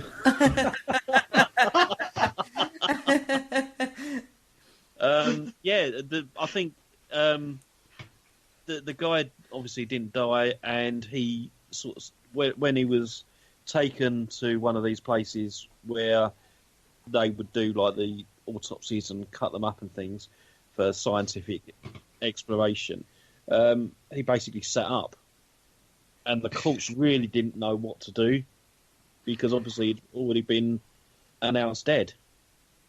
Oh yes, I remember this thing, because technically he had been pronounced dead, so he was legally dead, so they didn't quite know what to do with him. But I believe he was actually retried, and the prosecution were actually pushing for him to actually be hung again. But I think the judge actually saw sense, because the public, because if you did survive a hanging, which there were people that actually did, this was, the public would actually look upon this as an act of God, and the courts could not really be seen to be going against an act of God if God granted this person to actually live, and who were the courts to say no to that? So usually, and I think with the case you're speaking about, they came to a sort of like a compromise, and they transported the person instead. Yeah, didn't they take him to the Americas? Yeah. There's no actual account of him in the Americas, but I believe he does appear on transportation records. So, yes, it certainly is a true story. I just imagine the shock of the person that's preparing the body for dissection. He just sits up and is like, well, that didn't work, did it? You don't get rid of me that easily. And then oh my God, what do we do with him? We can't dissect him now. What do we do with him? Yeah. A hasty runner goes back to the execution and says, he's still alive. I've got him sitting up talking. He's absolutely fine. What do we do? They're like, I don't know. Send him back to prison. The medical advancements then were amazing. Now, after this, we've talked about the hangings actually not being public and going into the prisons. Now, there are some very famous cases of people being hung in the prison system. This becomes more modern, because in the Victorian era, that's when prisons themselves started to really sort of like come into what we know today, where they became not just a holding cell, they became places where people were incarcerated, and the movement away from public or, execution was actually then reformation of a character, wasn't it, Richard? Yes, it was actually to reform. I mean, punishment sort of. There was sort of like a huge. There was a big liberal underclass in Britain during the 18th century. This is when 19th century, say, and this is when it started to take off, and it was looked upon that criminals could be reformed as opposed to punished. But even though the death penalty, and this is when the death penalty sort of fell away from the lesser crimes and was really just put on capital murder. Yeah, and the crime started to be looked at as well. So if you was like a petty criminal, it didn't automatically then mean you were executed. You would then serve time for that crime rather than automatic execution or deportation. So there is a movement of coming away from hanging, and public perception and public opinion is the word I'm searching for. Definitely has a shift, doesn't it? Because people that were innocent, whether or not you was guilty or not, doesn't seem to matter. But public opinion started to change, and didn't it change around the time of that the Irish guy who we talked about at the top of the show? Because there was a definite movement, wasn't there, around that time about the evidence that was put forward, and he was the only one out of the group of people that was, it was on one testimony, and that testimony got called into question, and it brought public's opinion. It started to swing the other way, excuse the pun, into maybe this isn't always the best way forward. It did definitely, there was definite shift. It took away, because sort of like the public execution, that was so final. There was no sort of coming back from it, obviously, if new evidence was to come to light later or something like that. And this is what sort of like the public was sort of like turning to. They wanted to see, society wanted to see punishment in more sort of to be represented by the crime, to be more even with the crime committed. And this is where you got, a lesser crime, like sort of like, being hung for petty theft. This was not sort of looked upon as perhaps right anymore. Was it really, did you really deserve to die for sort of petty theft? So degrees of murder or degrees of crime start to come in around this time as well, don't they? And it evolved as well. Newgate Prison itself actually shut in 1902, and then Holloway became the main detention centre for women prisoners in London. Now, this is infamous because it was Ruth Ellis. We know the case of that. Yeah. Now, she, again, doesn't haunt there. She doesn't haunt where she used to live. She actually is supposed to haunt a graveyard. But she wasn't buried in the graveyard initially. That was after. She was buried for 3 or 4 years in the prison. And then they exhumed her and moved her to the graveyard. Oh, okay. Okay. Well, maybe she's haunting her remains. But apparently she's still haunting. She hasn't moved on because she's still searching for her lover that she shot. Crime of passion, everybody. Yeah. Well, See, men, don't go upsetting us women. Oh, okay. She wasn't particularly remorseful. I will say this about Ruth Ellis. She said, I did go out, and if I saw him, I was going to kill him. So she didn't really help her case much, is all I'm going to say on that one. That's premeditated then. So, yeah. You know, so that's why she was hung. And she actually met her maker on July the 13th in 1955. And she was the last woman to be executed in Britain. Yeah. She did shoot him 5 times, I will say that. Oh, okay. She was a tad annoyed. You know, a little bit annoyed that he stood her up. You know, it was Easter, everybody. You know, come on. Hell hath no fury like a woman's scorn. No doubt. Definitely not. Definitely not. As he found out. He certainly did. Very tragic case, though, that particular case of Ruth Ellis. But this to say, it takes it into, you know, more modern times of people's perception of crime and punishment, and, you know, taking it away from, you know, the death penalty, particularly in the UK. I mean, in America, obviously, they still have the death penalty in certain states. Not every state has it. And it's about trying to, if you're going to do the death penalty, do it in the most humane way possible. Yeah. Yeah. Yeah, I mean, you know, we've moved so far away from the public spectacle, you know, because, it just wouldn't be accepted. And it shouldn't be like that. No. In Holloway, the first women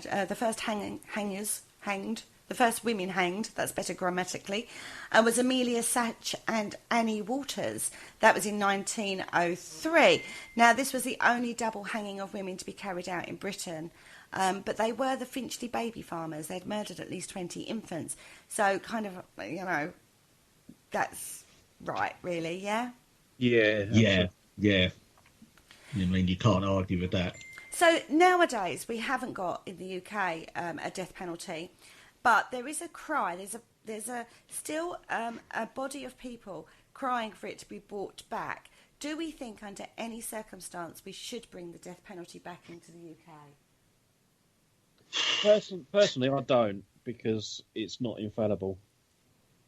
It's one of those things, sort of like growing up. I mean, even though I was around during the last executions to happen, but I was very young, very, very young, a baby actually. You know, it's something I've never known, so I personally don't think it should be brought back. But I think you may have a different opinion on this, Kerry. I actually do sit on the fence a little. But I do see cases where I think, like the Hindley, you know, Brady and Hindley, I do not think there was no question of a doubt that they did the crimes that they were committed for. In my opinion, my personal opinion, this is, I cannot justify the cost of keeping them alive in prison for the crime that they did, that they committed against children, considering the ongoing trauma to one of the victims' families. I do agree. Yes, I mean, I do agree with that, but then there could have still been a possibility that they could reveal where the bodies were put. That's exactly what I was going to say. I said that's the problem, isn't it? Because they had that body not found of the last child, Keith Bennett, wasn't it, who wasn't found? Yes. Sorry. That's almost like a major pawn to keep them alive in case they do actually reveal the location of his body for the family. But the trauma, the long-term trauma of that for the family is still now, and they're both dead. You know what I mean? So did it elongate the suffering for the family? Having them alive in prison, you know, particularly with some of the stories that were coming out from prisons. I mean, nowadays, I think public perception, I'm not saying this is true, I'm just saying public perception is prisons like a soft touch, you know, these days. It's not really a deterrent. And we go back to hangings were like taken out of the public forum because they weren't being seen as punishment. They weren't being seen as a deterrent to the major populace. Nowadays, prisons seem to have that perception that they're not a deterrent. That it's almost like a soft touch. You go to prison, you get 3 square meals a day, you get TV, you get this, that, and the next. I don't know how true that is. I have not been inside a prison. I'm sure it's not as cushy. Nice London term for you. I think again they need to look at the prison system, because if you get, I don't know, like thieves and, you know, some of the lower down type of crime, you could quite easily do the whole reform stuff. So, you know, you're giving them the opportunities that they could possibly not have had out of prison, and that could help them back into society. But when you get someone like the Hindley case, you know, you don't want them back in society. No, who wants them? So just stick them in a hole. Don't give them nothing. Bread and water. That's sort of, you know, for me, that's the sort of thing we should be doing as a deterrent for that type of heinous crime. But I think there's, like what we've discussed in the show and what this show has brought forward. I mean, we've discussed the most extreme forms of punishment, and we've gone through the history of that.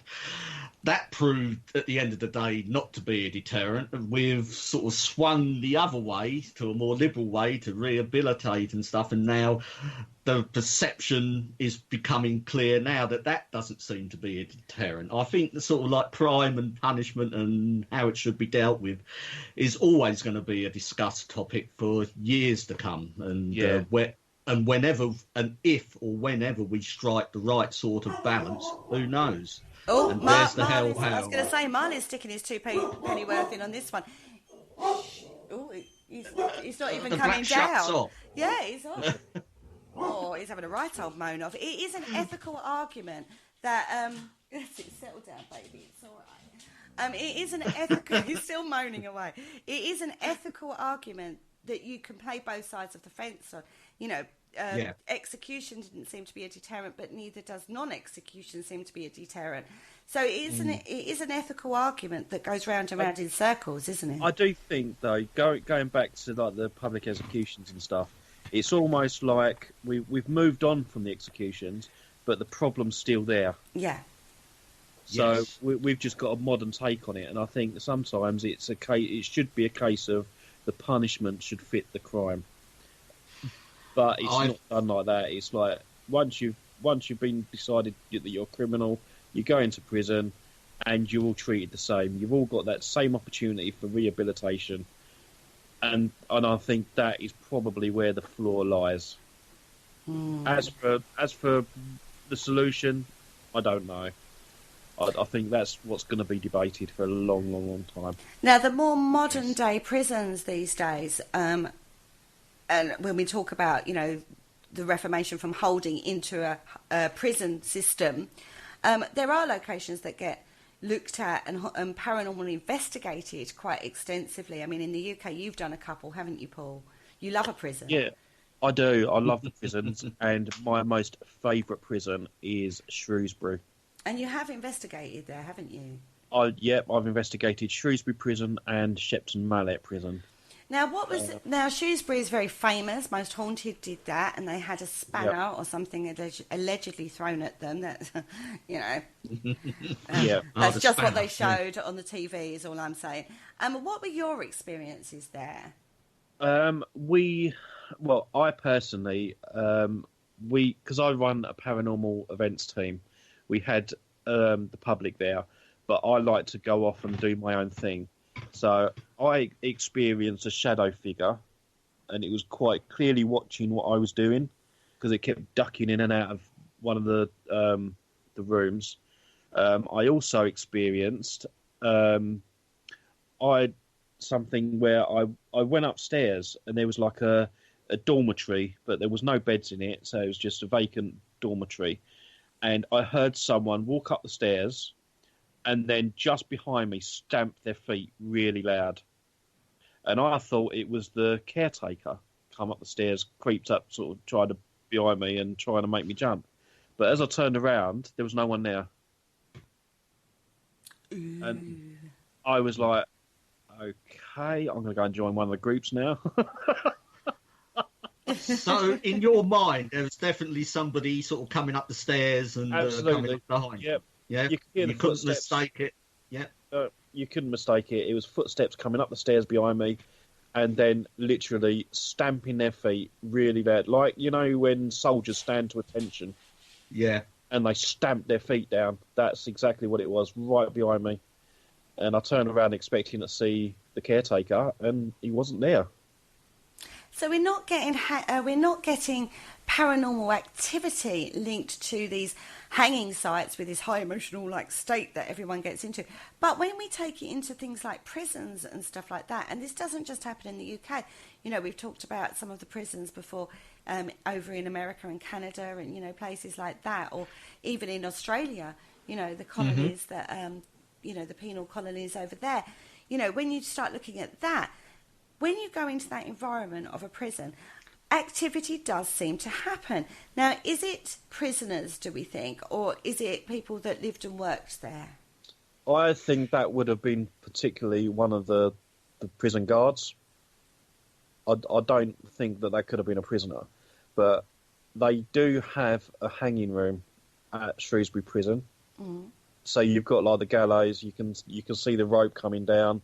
And they've got the hatch in the floor, but they've obviously boarded that up for safety reasons.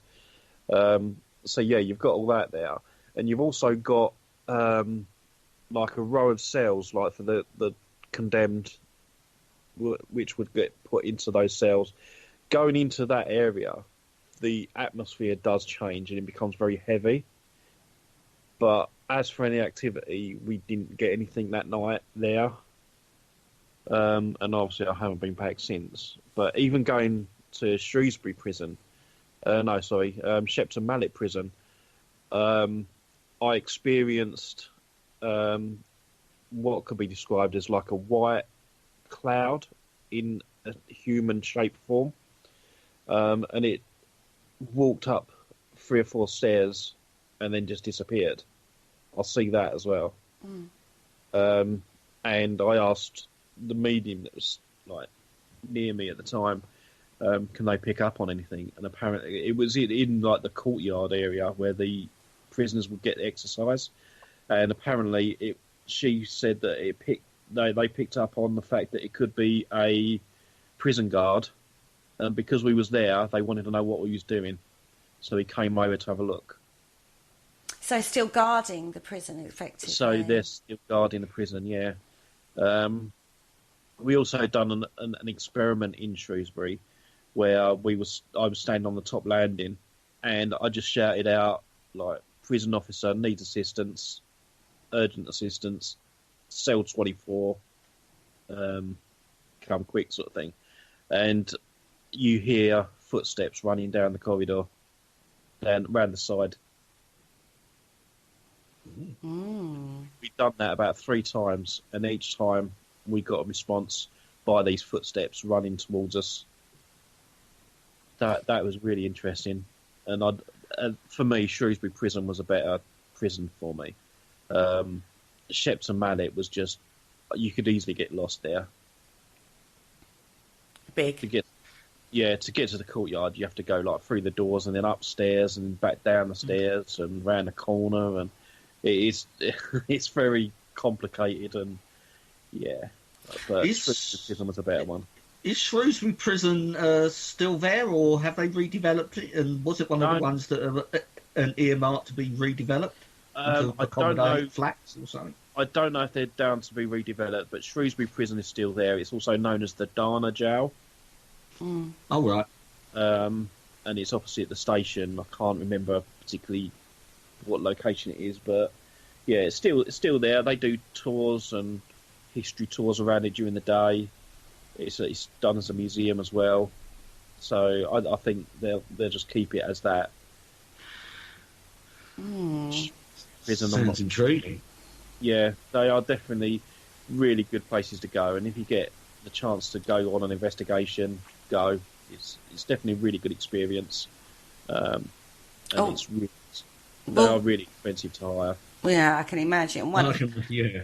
One of the things I will say is wherever you are in the world, a prison, we'll call them prisons, jails, whatever you want to call them, remain firmly on the paranormal investigation field. And good results. Results seem to be coming out of these places with people that investigate them. Do we think that the nature of the building is big and echoey? Yeah, they are very much so. But again, in my experience, we at Shepton Mallet, one of the cells was held the Krays.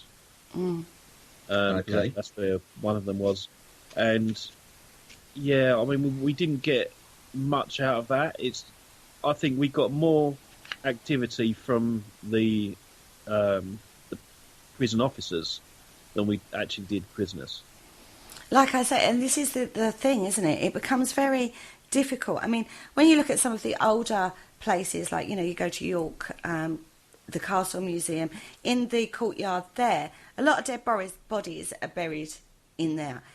And Yeah. you talk about hauntings of graveyards, you know, where people, would you haunt a graveyard? Most people go no, but that tends to be where a lot of people cut their teeth, as it were, in regards to paranormal investigations. You know, go and explore the local graveyard at night with your little EVP machine, or, you know, voice recorder, or your K2 meter, or whatever it be.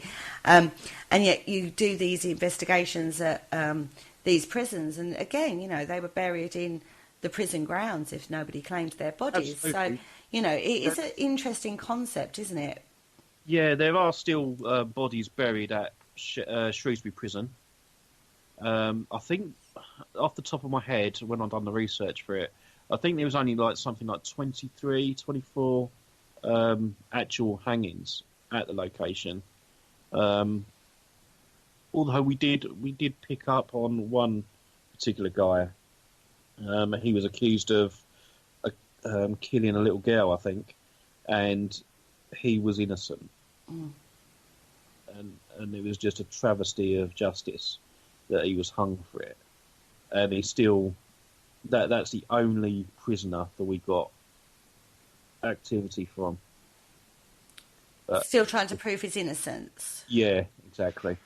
So okay then, let's look at hauntings in regards to... So you would get maybe a haunting of somebody who was that bad in life. Because again, we go back to... People say that spirits of people, you don't change character. If you're bad in life, you're going to be bad in death. Or if you're good in life, you're going to be good in death, kind of scenario. We talk about that quite a lot, and 99% of the time we assume that the person that's coming through would be a bad character, because otherwise why wouldn't they have moved on? Yeah. That's the logical reasoning. So, the hauntings that we're experiencing, do we think that then? Do we believe then people haunt because they have, because they don't want to leave this mortal coil? They had too much fun doing what they were doing, being bad and whatnot in this life.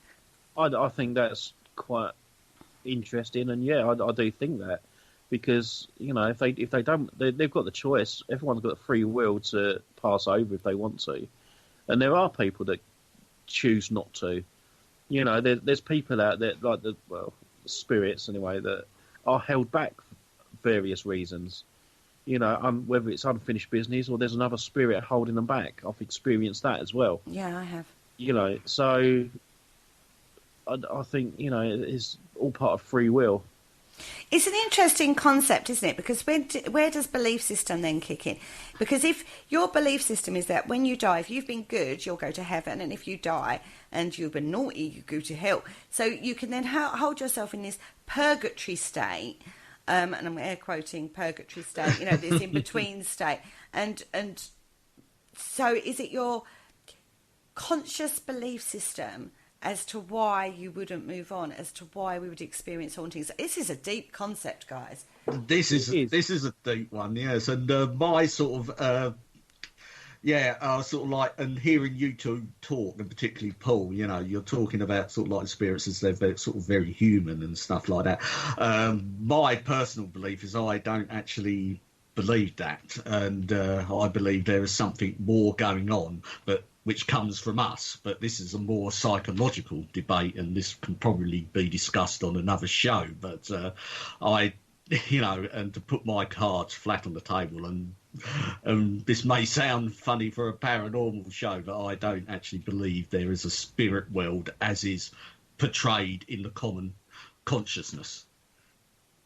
So you don't, your perception of haunting isn't actually to do with spirits of people, it's more to do with an externalization of an internal process, which I have to say, I kind of, in regards to the paranormal, that is kind of where I swing to, but I come from a very spiritual background too, in regards to working with energy, not spirits, in regards to working with energy. So yeah, so it all sort of like, it's a fascinating concept, but go back to the point of the show. When we talk about hauntings, we generally link it to an emotionally set situation as to why somebody's haunting. Yes. An emotionally charged scenario. A lot of hauntings are put down to crimes of passion, or, you know, the horrible, heinous crime that was done here. It's why it's haunting. You know, going back to what we talked about right at the top of the show, one of the most famous is East Drive. The monk, heinous crime, doesn't want to pass on. Yeah. He's haunting 30 East Drive, even though the Gallows is like a million miles away.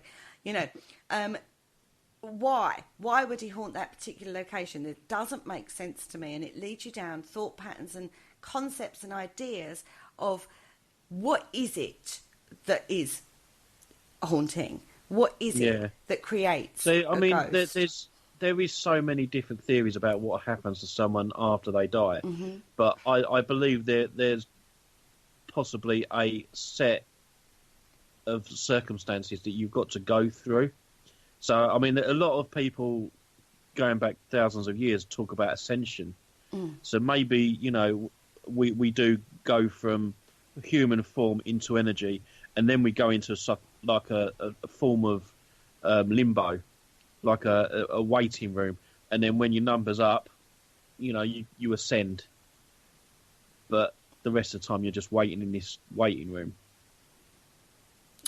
Exactly. Now, so, it's just another theory at the end of the day. It is another theory. Now, on the 9th of November in 1965, the Murder, Abolition of Death Penalty Act suspended the death penalty for murder in the United Kingdom for a period of 5 years. On the 16th of December in 1969, the House of Commons reaffirmed its decision that capital punishment for murder should be permanently abolished. And on that note, we've actually come to the end of the show, guys. Yeah, we have. It's been absolutely fantastic. That was great. Thoroughly enjoyed that. That's it. A new concept for the Paranormal Concept show. Most definitely. Now, next time on the Paranormal Concept show, we are actually taking a deeper look at prisons themselves. And we're starting off the show, I believe, with Newgate Prison, which we've mentioned a few times tonight, because it's one of the most notorious, isn't it? It is. And we'll be delving into every nook and cranny of Newgate Prison. And looking forward to that one. Yeah, and probably some more areas of the prison system that we may not have covered in this show, because it's a different concept completely, prisons. Now, we are Paranormal Concept Show, exclusive to the Paranormal UK Radio Network here, and that was our very first show here, so we hope you enjoyed it. And on that note, say good night, guys. Good night, guys.